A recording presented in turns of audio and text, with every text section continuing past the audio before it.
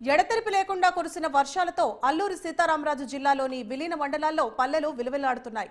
గోదావరి, శబరి వాటి ఉపనదుల పరివాహక ప్రాంతాల్లో ఎగువన కురుస్తున్న వర్షాలతో గోదావరి పరివాహక ప్రాంతాల ప్రజలు కంటి మీద కునుకు లేకుండా గడుపుతున్నారు.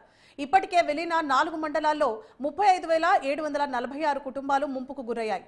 వీటితో పాటు దేవీపట్నం మండలంలోని చాలా గ్రామాలు నీట మునిగాయి. పోలవరం బ్యాక్ వాటర్ ప్రభావంతో ఇంకా భారీ వరదలు వస్తాయన్న భయం మాత్రం ముంపు గ్రామాల ప్రజల వెన్నులో వణుకు పుట్టిస్తోంది. ఇప్పటి వరకు వచ్చిన వరదలను పెద్దగా లెక్కలోకి తీసుకోకపోయినా రానున్న రోజుల్లో ప్రమాదం మాత్రం పొంచి ఉందంటున్నారు అధికారులు.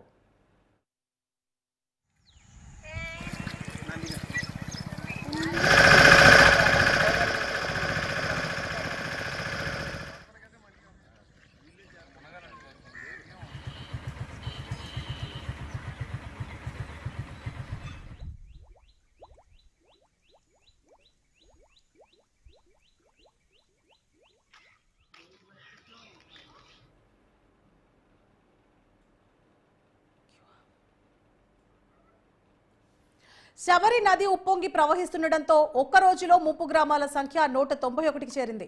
దాదాపు 10 రోజులుగా గోదావరి, శబరి నదుల్లో వరద పెరగడం ప్రజలు, అధికారులు సైతం తీవ్ర ఇబ్బందులకు గురవుతున్నారు.